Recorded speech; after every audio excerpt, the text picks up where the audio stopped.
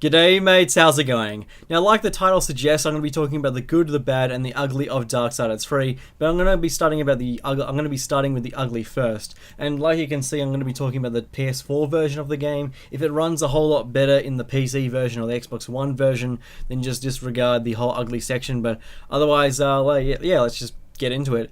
So the problems with the graphics is that it just doesn't run very well. Like, there's frequent times throughout playing the game, I've played through the entire game, where the game will just stop and then it'll just load in the next section of the map. Like, it'll just, not as in you can see it, but it'll just stop the game, like freeze it, and you'll see the loading symbol, and then a couple seconds later it'll just play again. And that happens quite a lot, and it means that if you want to get back to a section in the map where you died, like, it takes forever to get there, and it's just annoying to get back there because you're just having to stop and start all the time. It's just pretty ridiculous. Then next stuff to talk about is like textures that take too long to load in, and sometimes even geometry that takes too long to load in.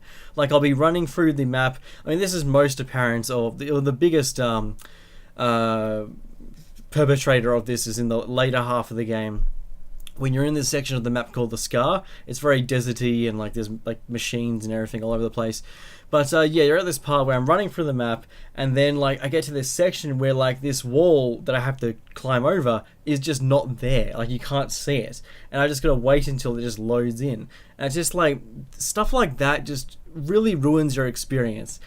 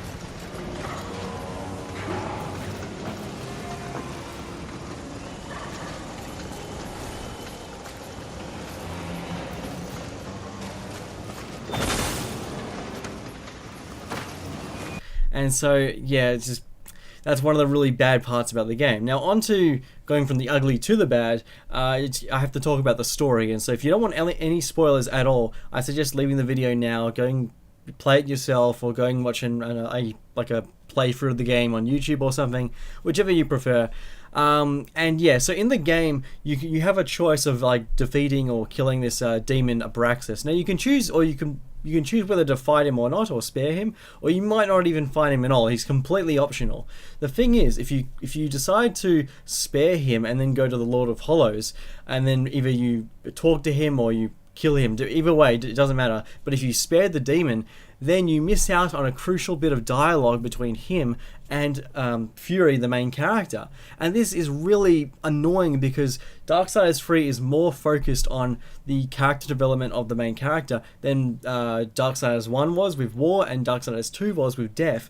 And so missing out on a bit of character development because it's optional is really annoying, because it's just part of the game, like, you know, part of the story. Like, you want to see the character like evolve, and while this bit of cutscene here, like this bit of dialogue that you see in the cutscene, doesn't impact the end of the game, it does like just add a bit more to her character, and so missing out on that is a pretty big deal in my opinion. Another bad thing about the story is that towards the end of the game, before the final boss fight, there's a human character named Jones who gives an awesome speech to Fury about how the humans are all powerless against the demons and angels, and that, like, even though we're powerless, we still have hope, and we still fight on, and we still choose to survive, and, you know, find a way to survive.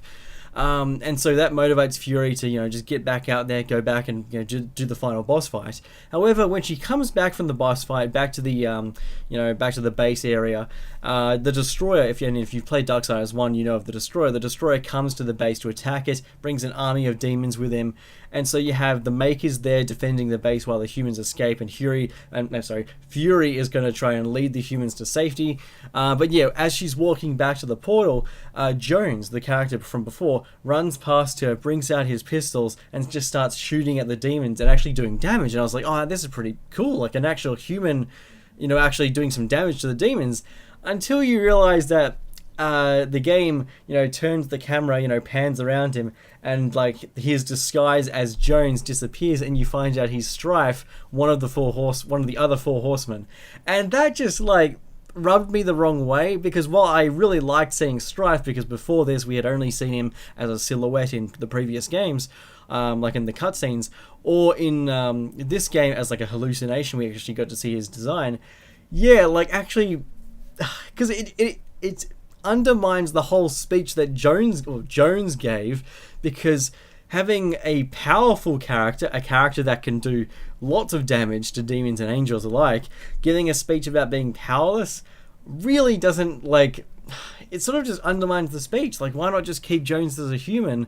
I mean, you could have incorporated Strife into the story like loads of times beforehand. So I'm not sure why they decided to do that. I mean, just to show Strife, I guess, and like hint towards the next game, if there is going to be a next game, which I hope there is, because I like the lore of the series. But yeah, like, I don't think that was the right choice, because it just undermined the thing right before the previous boss fight. Yeah.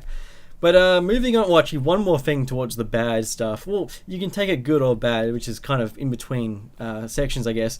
But towards the gameplay and I guess the customization and that sort of element, this game is heavily inspired by Dark Souls. You can see that by how confined the environments are, and how it encourages exploration and like checking around corners. Like, even the grunt enemies, they like stagger you, and you can stagger them. Like just the whip combat and the lock on, it's all very much more inspired by Dark Souls and that sort of combat.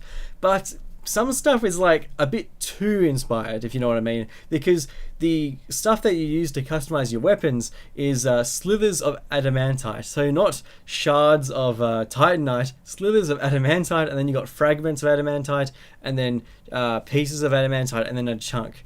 And it's just like, really? You couldn't have been a bit more inventive with that? Like, come on, like that's just obviously like just ripping it off at that point. Like, you can have the same style of combat, but then just ripping off the like customization element like that, it's just kind of like, normally I don't care about these things. I don't care if a game is a clone, but that was just like, really? Like, did you have to do that? Because I don't know, it just sort of was a bit odd, Something else which I wish could have been a lot better was the RAF system. Like, we've in other games in Darksiders 1 and 2, you've had the RAF system, which was essentially your like magic system.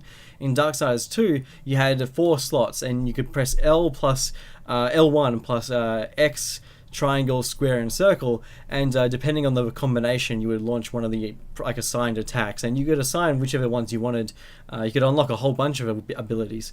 But in this game, your RAF attacks are tied to the weapon you're using at the time. So, for example, Fury has her whip, which is the basic weapon. Then you have the lightning spear, which is the storm hollow, and that launches out like these tornadoes which attack enemies. The daggers have fire-based abilities where like you if you use the RAF attack, it'll set enemies around you on fire. The hammer is based around like earth and stability, and when you use the RAF attack, it's just like a giant AoE attack, like burst attack outward. Then there's the broadsword, which is more focused on like frost or just stasis, so it like slows down enemies.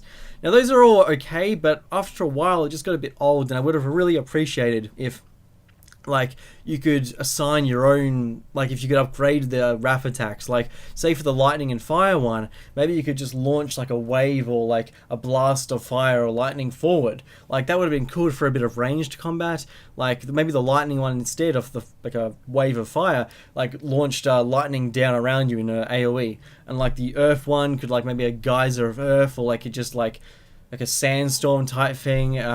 the blades that are around stasis and slowing down the enemies. Maybe they had more frost-based stuff, or could keep enemies in the air, so you could just jump up and do a bit of aerial combo. Stuff like that. It would have been really cool to just assign the RAF attacks and could upgrade them at least, or something. So yeah, just the game could be improved a lot more. As for just the basic combo that's in the basic gameplay that's in the game, it is fun. The game is fun at times and is good, but there's just all these things which, like, I kind of expected a bit more from the game. Like, from playing Darksiders 2 to this, like, you can just see that there's just not as much stuff available to just play around with. Like, Darksiders 2 had a loot system. You could have, like, you had an armor, like armor like upgrades and everything. Like, you could pick up different types of armor. With this game, you have your armor, and I think with pre-order bonuses, you get like different cosmetic armor skins or something. But other than that, like, yeah, it's nothing. Like, in the Darksiders 1 and 2, you both have the Abyssal armor set, which you could collect pieces to find around the world. In this game, you don't, so it kind of sucks, you know? Anyways, overall, the game is fun when it's really working correctly. Like, the graphical issues at the moment are a pretty big deal. Like, hopefully later on there is a patch that updates this and just fixes all the problems, but at the moment, I'd really suggest you get this on a big sale, like 50% or more, because at the moment it's just not worth it. And that's coming from a fan. Like, I really want to see a Darksiders 4 to see, like, the last one with Strife the four, like the last horseman to get revealed, and like even if that's not the game, maybe like a 5th game or a 4th game with like all 4 horsemen together, that would be really cool. But yeah, because that's what was promised at the end of Darksiders 1. Like, we're still going towards that, because Darksiders 2 and 3 happened at the same time, which was before Darksiders like 1. But yeah. Anyways, that's about it for the review, or just my like opinion on Darksiders 3. Anyways, thanks for watching the video. If you like this, leave a like, and if you want to see more videos like this, then yeah, definitely subscribe, or even just leave a comment, yeah.